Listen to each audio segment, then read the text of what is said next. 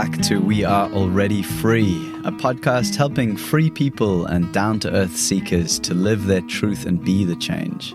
If you're done with paying attention to buy more of the life you don't want, and you are ready to connect with the curiosity, joy, and wonder that you knew as a child, then this podcast is for you.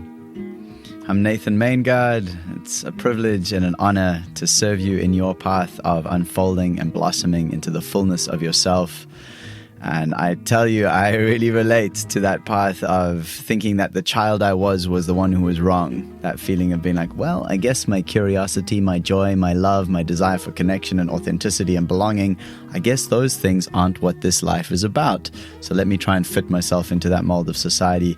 Let's see if I can drink enough and distract myself enough and experience enough depression to finally understand what society is all about. Thank God that over time, my inner authenticity, my inner sense of direction has pointed me back towards the source, the truth of light and love, and the fact that we are all a miracle unfolding into itself, and that's what this podcast is about.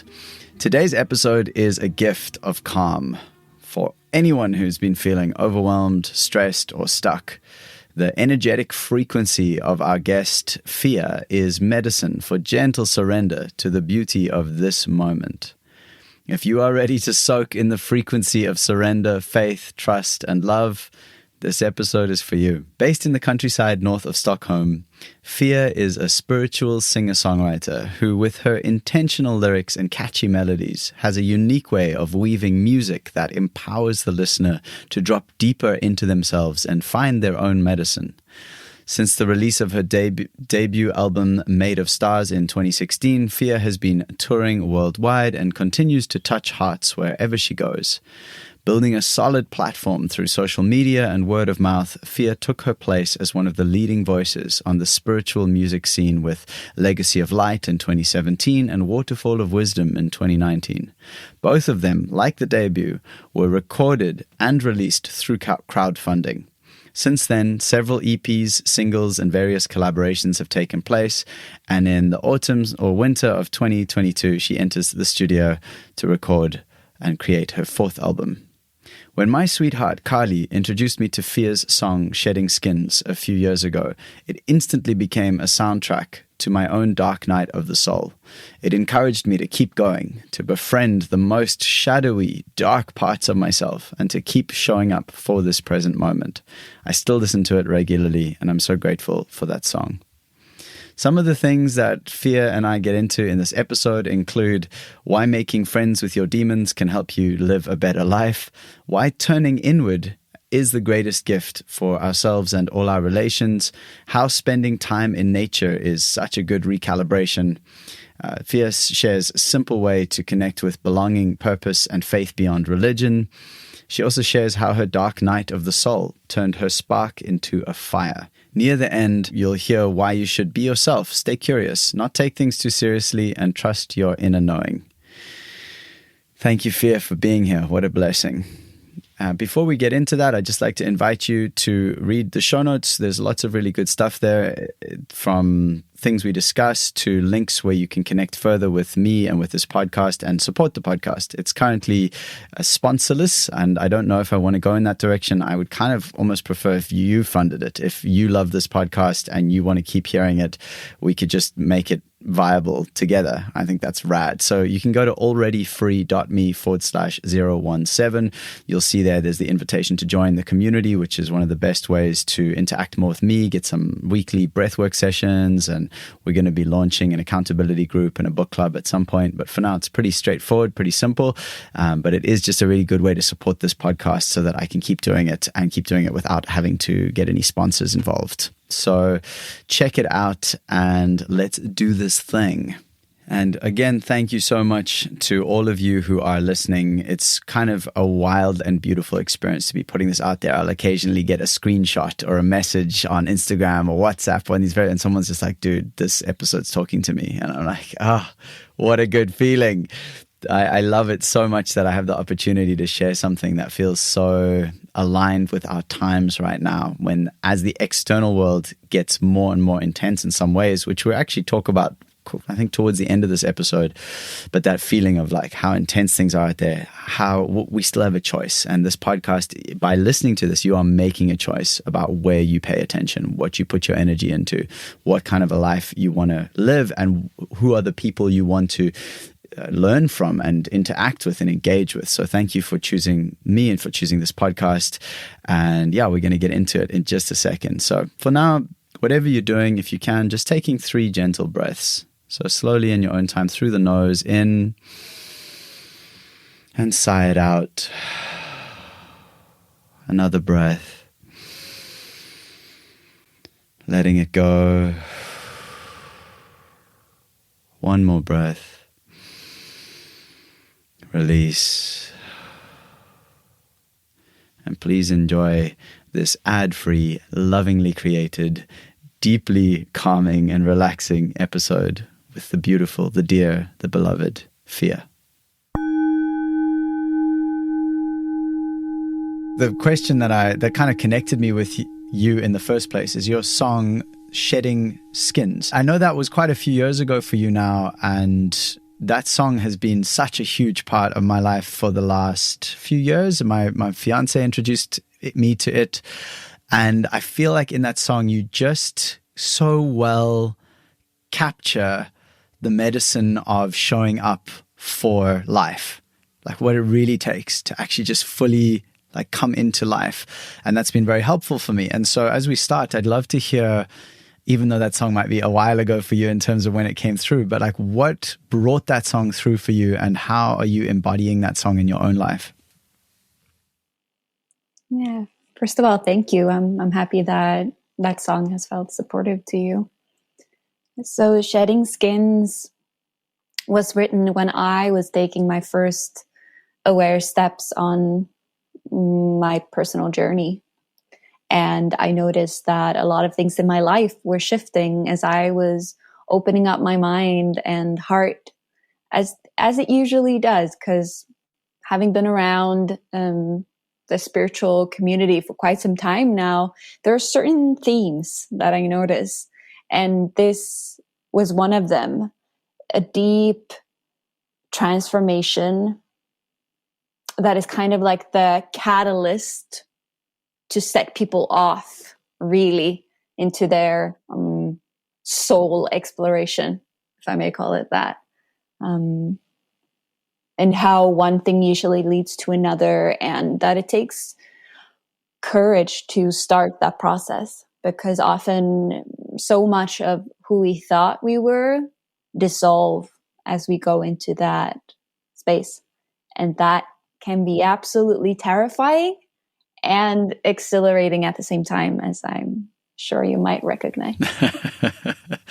Yeah, no, I mean, everything you're saying. So one of my favorite lines from a Ray LaMontagne song, I don't know if you've ever listened to Ray LaMontagne, but he has a song called Empty.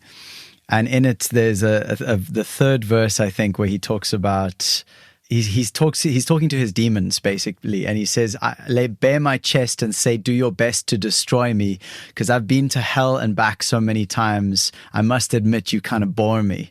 And it's like such a beautiful, and you obviously talk about making friends with your demons in that song. Could you just share a little more about that concept of making friends with our demons? Like, what does that mean? Yeah. So naturally, because I'm a songwriter and artist, I love to play with words and poetry and ways of using words to describe my own experience. So when I refer to demons, I refer to the repressed parts of myself, the side of my psyche that I might be afraid of, that I have resisted meeting. We often refer to them as our shadows. And I put that in the song simply because I was at the time going through intense meetings with my own demons, and naturally whatever is moving in my own experience usually translates into my music. And I was really trying to be curious about them, these parts of myself that I've shoved away and not given space or been afraid of or been ashamed of. I invited them into my own sacred space. When I sat them down, I'm like, okay, hi, let's talk. I kind of demystify them, and I try to be welcoming to these sides of myself that felt kind of troubling and disturbing at times. And it doesn't have to be any big things. I'm not talking massive stuff, though it can be at times. But just the uncomfortable things about ourselves that we rather not look at. And what happened? What happened when you sat down with your demons? You're like, hey, so what's up? Many things, but I think the most immediate one is that they became a lot less scary, and a lot of space was freed up within me. I was no longer that tension and that energy that had gone into keeping them at bay, keeping them away. That energy came back to me when I stopped struggling. And with that freed up energy, I could actually resource myself and meet them and see that it's not so dangerous. It's not so scary. And many times what I've noticed in myself is that these rejected parts, they just want to be loved and seen and recognized. And when I do that, I kind of feel like they're, what's the right word? Their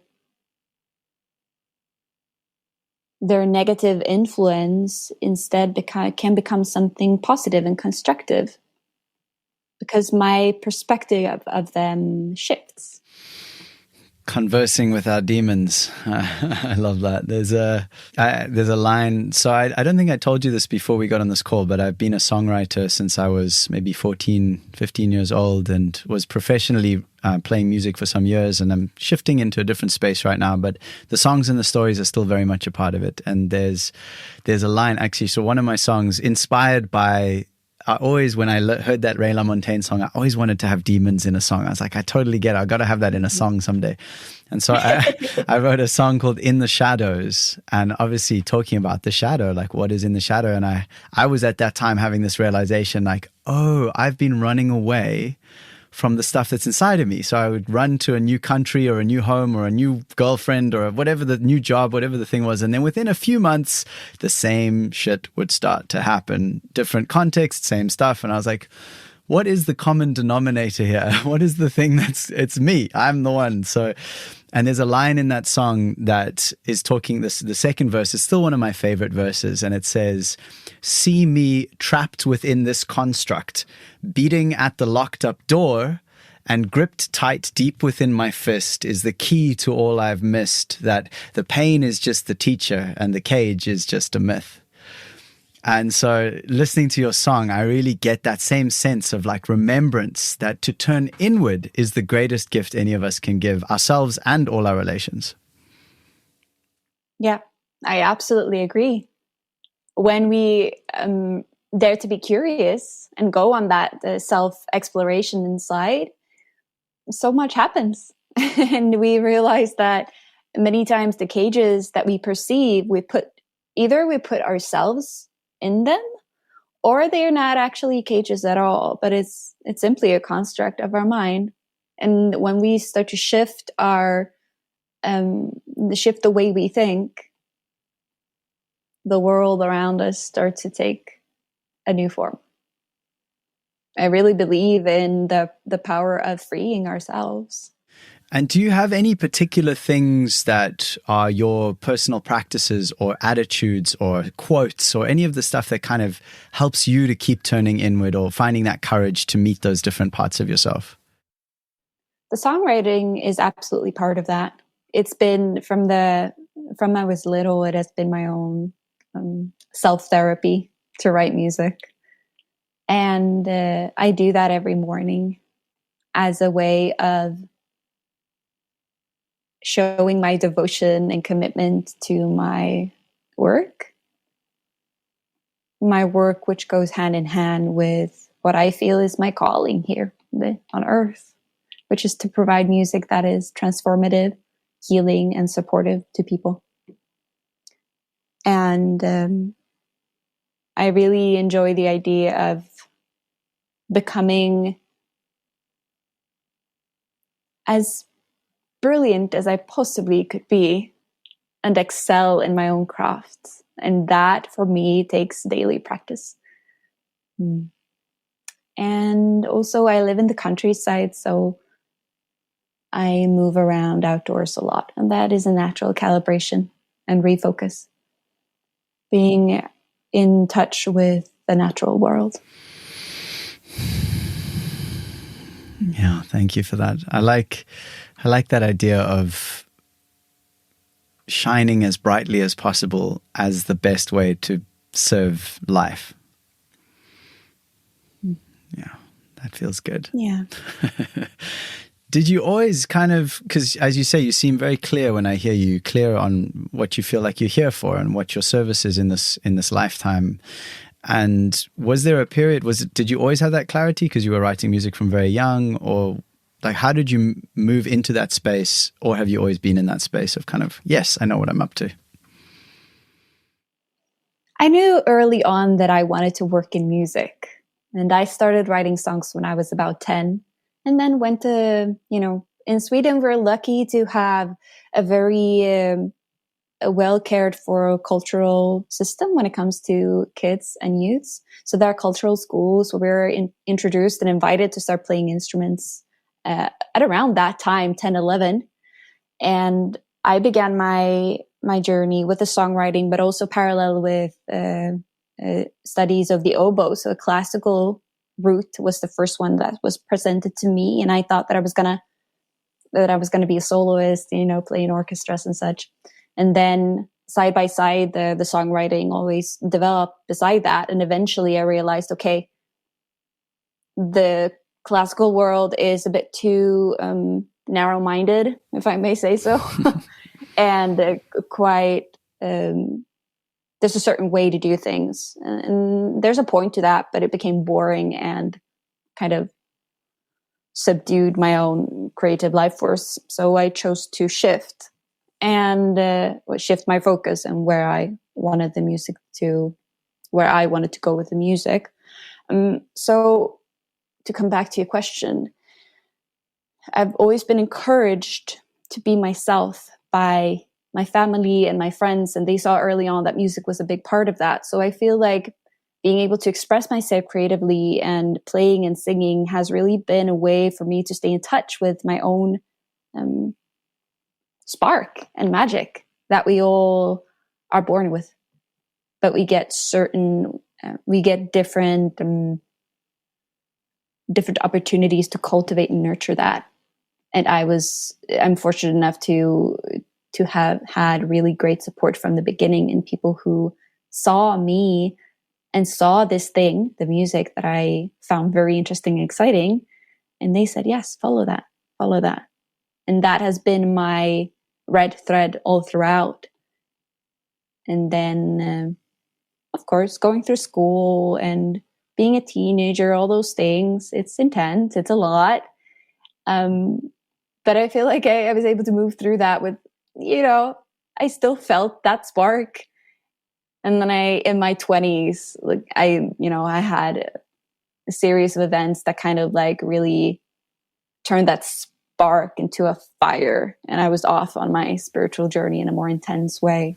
So would you be open? How it's been looking for me. Would you be open to sharing a little bit about what those spark to flame moments were? Absolutely. So for me, it looked like going into a very sad, a very heavy, a very down space for about 1-2 years. And that was when I was studying music and I was preparing to go to college to get a good degree in music. And all of a sudden, everything that I had enjoyed doing, such as writing and singing and performing, was no longer fun. And I quit the studies. I quit the idea of getting into college, and I said, no, that's not for me. I don't know what is for me, but I just need to take some time to figure that out. So at the age of, I think, 19, 20-ish, I moved back into my parents' house and I started having different jobs. I worked as a cleaner, I worked in preschool. And then at nights, I started going to yoga classes. And that tool of presence and bodily awareness unlocked something in me. So at the end of those classes, I would lie in Shavasana and I would sob. And I felt like something was happening, something was moving inside of me. And I couldn't really understand it. I didn't know what words to put on it, but it was felt. And I was recommended a book, which is The Power of Now by Eckhart Tolle. And that book offered me a new way of looking at life and myself and the world, covering the concept and of presence. And so much happened. I had a whole new lens to look at the world through, and my music. It was the first time I was able to really detach myself from my music in a way that I was no longer deriving my sense of worth from how I was performing or writing. And that was huge. So that was one of those spark to flame moments.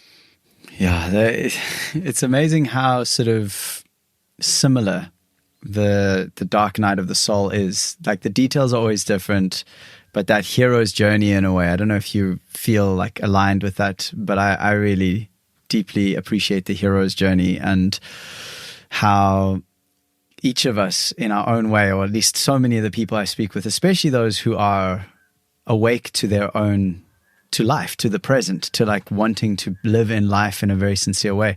It seems that we've all gone through these dark periods, these moments of losing everything and having to, in fact, dissolve.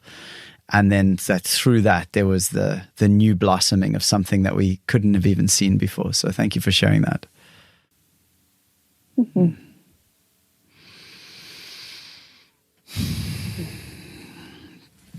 And, I was sitting a bit weird there for a moment. My leg went dead. Sure. What do I want to ask you next? I don't even know. I'm just so enjoying. You have a sense of sort of calm that I'm enjoying just sitting in.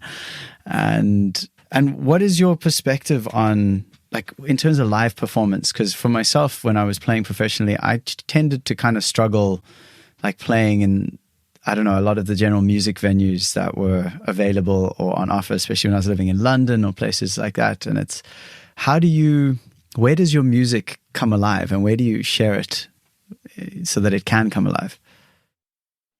I have been, throughout these years, I've been growing a network of beautiful friends and colleagues who also are passionate about bringing medicine music, spiritual music, music with meaning and deeper message, whatever we choose to call it, to the community and to the wider world.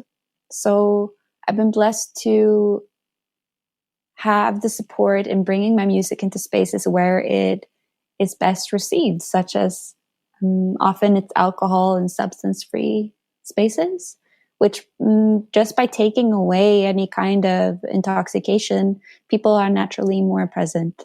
They are invited to actually be there with you, which creates a beautiful energy to work with. And I love playing live. It is one of the most beautiful feelings and exhilarations of being human for me personally. And because so much of my work happens when I'm alone, I sit here in my house and I write every day. So when I get out on the road, there is an element that I can only get there, which is a direct transmission moment and a direct contact and a direct response, because there's an audience. If they are not vibing with what I'm doing, I am sure to be made aware of that. But also the other way around, that if I do something that's really great, they will let me know, So I love playing live, and I've done it for a long time now, and it's one of the most precious, most dear places for me to be in. Yeah, there is something just irreplaceable about that live exchange of energy that just... Yeah, what I thought of was when you said about alcohol and everything, I was thinking many years ago now, I was on a little tour in South Africa, and I was invited to play at a friend of my brother's house. And there's a whole long story of how this unfolded, and so I arrived at this person's beautiful home, and it was like between me and the rugby. Now, South Africa is very big on rugby, and it was a rugby day. So I think I was going to play before the rugby, but anyway, whatever the case was, it happened that they just recorded the rugby, and we had this music experience. And at one point, and it was amazing because it was generally not what I would have thought of as like my audience or the audience for my songs generally. But then about halfway through, we were having a really good time. It was enjoyable. And this man's, who had invited me, his mother, it was her home. She came up to me and said, would you read out the blog post you wrote? Because basically her son had donated money towards something I was doing a while before, and had sent me a beautiful message about, he's like, I just see what you're doing. You're really being honest, and you're being real. And I know how hard it is in this world. So here's some money to just help you along the way. And it just broke me open. Like I was just sobbing, and I wrote this blog post about it, but I didn't expect that while I was playing the show that his mom would come up and hand me a computer and say, would you read out this blog post you wrote? And so here I am with this group of people we're going to watch rugby and drink and barbecue all afternoon. And here we are in this intense space, and I start reading this blog post, and I start just crying, just sobbing, just like as I'm reading it, the tears are just falling. And I look up, and everyone around me is just crying, and we're all just crying together. It was the most... Like magic is just so always available. I think that's like, it's just, I never know when it's going to hit. Anyway, thanks. Yeah, that's stunning. Yeah, that's a good one. I love those moments so much. The magic of connection. That's actually all I think we're looking for on so many levels. It's just to connect, just to be with each other. Absolutely. I look at the world and I sense that so many of us are looking for a sense of belonging, and many of us are looking for a sense of purpose and a sense of faith. A faith that is beyond religion and that construct and that way of approaching spirituality. And I believe that musical spaces, for example, can be a touch point for that. Because music goes directly in, it speaks to us in a deep way that few things does. And it has potential to be so healing and transformative. We all can recognize that, hearing the exact right song at the exact right time. That is simply what I mean when I say medicine. The thing that you need when you need it.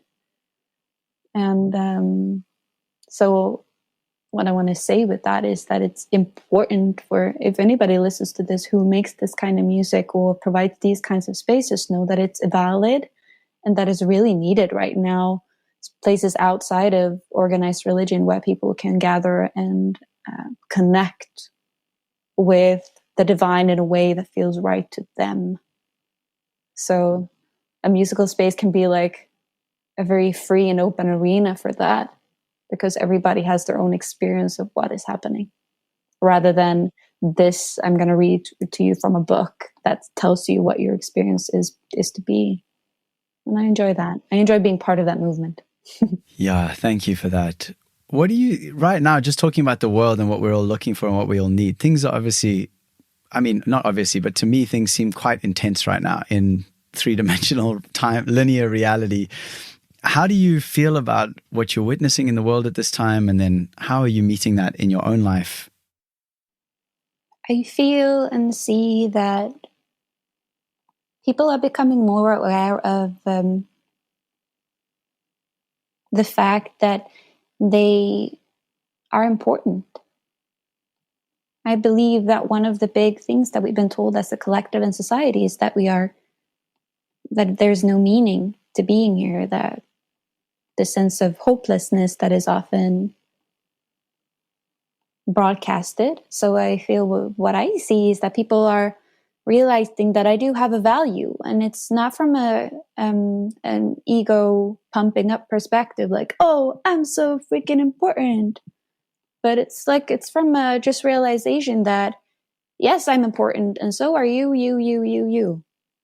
And when people start to move from a sense of beautiful self-worth, people create so much change without even knowing it. Like when they treat themselves better, they treat others better. So I think it's very basic. I see people going into themselves and resolving the pain points and all the knots inside their own psyche and bodies. And through doing that, they become better humans, they become kinder, and it becomes this beautiful snowball effect of that. And some of us have been doing that for many, many, many years. And some are just now becoming aware that, oh, wait, I have a choice. I have a choice in how I approach my own life, myself, my family, And I feel like it's been talked about for so many years. Like, it's so intense right now. It's so much happening. Like, and I think that's just also being part of being human. It's a lot. And I think the beauty is that with more and more people who are doing this, call it soul exploration, the more people we have who are also equipped to support others in that realm. Like this sense of friendship that transcends space and time. Simply like being able to connect at a deeper level is what I'm trying to get at. Like, I see you. Hey, I know what it's like. And let's do the best out of it, right? Let's help each other. I enjoy you very much, Fia. You are just, you got a beautiful way of speaking, a soft roundness in the way that you explore and share. So thank you so much. Thank you. There's when you were speaking now, just at the end, something came up for me, a poem I recently wrote called I Love Being Me With You. And that's really what I hear you saying. It's just, I resonate with that. It's just, I love being me with you. That's what I'm here for. Yeah. Yeah. Oh, it's good vibes. Sometimes it's funny, this conversation in a way, it's like I feel like there's so much going on that is not about words, that I'm just like floating in a little ocean of meaning, which is rare for me because I'm very wordy. I love words. I'm all about words. But so it's fun. It's fun doing a podcast where it's like, wait, let's just sit for 20 minutes and just enjoy the ocean of meaning. That's great. Oh yeah. I'm also in a bit of a silly mood today because I had some friends come over this morning for breath work and an ice bath on my caravan deck, and we in the breath work, for whatever reason, I don't know, something released in like my psoas or in my diaphragm, and I just was laughing hysterically for a while, which is, I mean, I haven't done that much in those kind of journeys. Either it's like I feel good or I'm sad or angry or like big, but just to actually hysterically. And since then I find myself, I've been chuckling all day basically. So you find me chuckling today. I love that. It's a good space to be in. Yeah, it's a good one. Yeah. So one of the things that just from like a songwriting perspective that I've found a bit weird, and I'd love to hear your thoughts on, is like if you're writing every morning, then you must have a lot of songs. How do you care for them all? I don't. Here's the thing. I believe that if I just keep on creating, every now and then there's a golden nugget. And I know when I have written a golden nugget song. I feel it inside myself. I know, for example, when I wrote Time for Greatness, when I wrote that song, I'm like, whoa, I could hear people singing along. I'm like, all right, this is one of them. It's one of them. It's simply a knowing. And I think that comes with having done it for such a long time. I have a sense of what works and not. And then also because I have a spiritual perspective when I write, I sense it energetically. And so yeah, I have tons of songs that never anyone else but me and these four walls hear.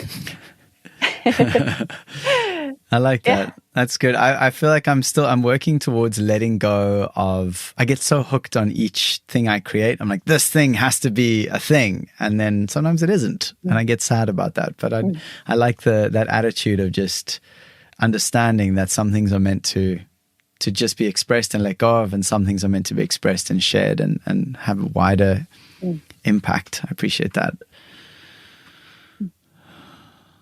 Beautiful. Do you ever write anything other than songs, or like poems, or just anything else? No, I did when I was younger.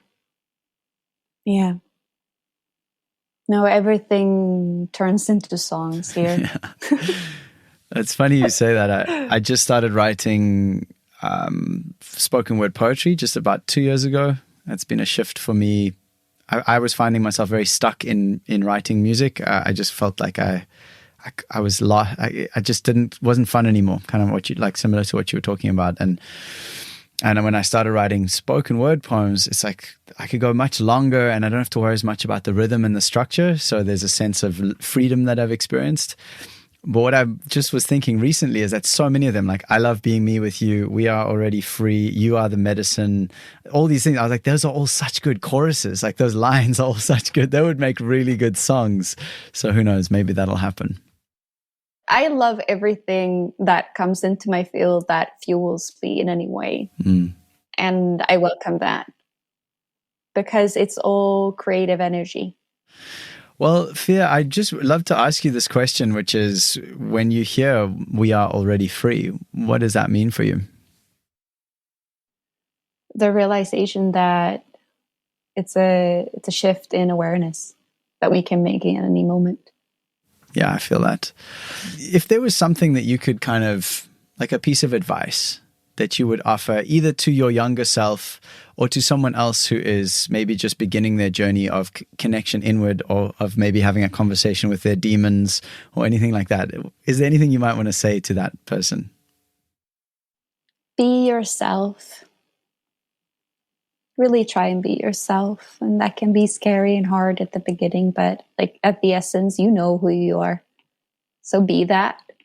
And then have a sense of curiosity when you move around, and don't take things too seriously. And trust yourself first and foremost. Even in the spiritual world, there are going to be authoritative figures that really want to show you how it's done and such. And take what you resonate with and leave the rest. Yeah, thank you so much for that. That really resonates with me. Just I keep seeing people. Especially when you sit around spirituality and the spiritual world, I see how many times people meet someone who they admire for whatever reason, and then they just hand all their power over to that person and say, okay, well, you must have it all together, so I'll just give it all to you and help fix me. And that just tends to go very badly. So thank you. Yeah, a deeply human thing, right? So many of us are grown up in outsourcing our power and getting the validation from the outside. So it's a practice of building that deep sense worth, and learning learning to trust how I move in the world, and really listening to the wisdom that is within me. And that takes courage, because it's a big shift from how we've lived the majority of our lives. So, yeah, be curious. Yeah, be curious. And don't believe everything. Yeah, well said. You've just sort of clarified something for me, which is that, so my intention for this year, as the years turned over, I was like, what's an intention or something I'd like more of in my life this year? And it was consistency. And it really has been like that practice of, can I keep showing up for the things that are important to me even if I don't see results immediately, or even if they don't turn out the way I think they should, can I just keep showing up for that? So you've really reflected that for me in this conversation around that your daily practice of creation. Like that's I've been trying to develop one of those again for a while, or I wouldn't say trying. I've been thinking about it a lot and then not prioritizing it. So that helps me to reprioritize something important. And then you've also said the word curiosity, which has been like huge for me recently. I keep using it when I'm facilitating breath work and facilitating these processes that I'm supporting people with. I keep saying to them, if you can just stay curious. So thank you as well for reflecting curiosity, because it's one of the sweetest ways to approach life, I think. No matter what's happening, it's like, oh, well, that's an interesting feeling. Oh, I'm in an ice bath and I think I'm dying. Oh, that's so interesting. What does that feel like? So, and then finally you've said the other word which has come up a lot recently is courage. So consistency, curiosity, and courage. And after I facilitated a men's circle on here for breathwork and ice bath a few weeks ago, someone sent me a song called Courage by Villagers. And it's the most beautiful song. And I just feel like courage is such a theme for me at the moment. So you have literally encapsulated the three themes of my year: consistency, curiosity, and courage. So thank you very much. I'm glad. Okay, Fia. Well, I mean, I feel so honestly complete. Like I just have so enjoyed this little piece, and I know that anyone listening is going to be feeling super calm and super connected right now. And at least that's what I imagine, and I feel that in myself. So I imagine they'll feel that too. So, before we part, if people want to find your music further, which I highly recommend, where would you direct them to? You can find me on almost all streaming platforms. So you search Fia, and I pop up there. On all social platforms, my handle is This Is Fia Music, and my website is fiasmusicofficial.com. Official and all. Well, thank you, Fia. Is there anything else you want to share? I'm just feeling very happy over here. No, same. I'm just I'm in a good space too. I'm happy that we got to have a chat today. Me too. Thank you. Thank you for what you're bringing, for the reflection. I feel like it's a gift. It's like meeting you and speaking with you. You reflecting a part of myself and reminding me about a part of myself that is very beautiful. And it's just like, so I feel very grateful to have had this opportunity. And thank you again for your beautiful music and for everything you're doing. And yeah, I wish you so well on the path and hope to connect again soon. Thank you. Thank you.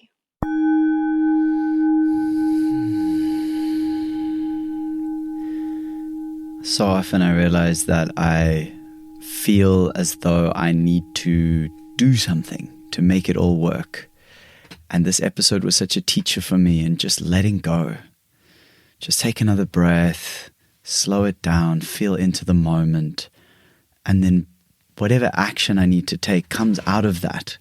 There's a natural flow of action from presence, from being. So thank you, Fia, for reminding me of that. Really an honor to have you on. What a pleasure. You can find links to some of the things we discussed and just kind of dive a little deeper into Fia and her work, which I highly, deeply recommend. It's FIA, in case that wasn't clear before, but you can find links to her Instagram, her music, etc. at alreadyfree.me/017. That's also where you can support this podcast, which I do deeply invite you to do. If you haven't yet, please leave a review. If you're on Spotify, on the app, it's as simple as opening the app and tapping the star. If you are on Apple Podcasts, please leave a written review. That makes a massive difference. And only the country you're in, so if you're in South Africa, for example, only people who are in South Africa will see your review. So what I would love is that wherever you are in the world, people all over the world leaving written reviews so that anyone who opens it up wherever they are in the world will see, wow, this is something that I can connect with that's going to support me in my growth, my transformation, my connection to my beautiful authenticity, my childlike wonder. So thank you so much for your generosity of time that you've listened to this whole episode. I hope that you found as much value and calm and connection in it as I did. And again, please do support the podcast either by reviewing or sharing with your friends or sharing with me, letting me know how it lands for you. Or if you'd like to support financially, that would be amazing. You can go to alreadyfree.me/017, and there is a link there to join the community, which helps to support the podcast and also gets you access to some breathwork videos and some other beautiful things that I'm working on, and just connecting in, just as we feel, heal, and grow into ourselves and into the blossoming of our authenticity. Just means a lot to have the support to keep this podcast going abundantly. Thank you again, beautiful listener. You are splendid. You are enough. You are already free.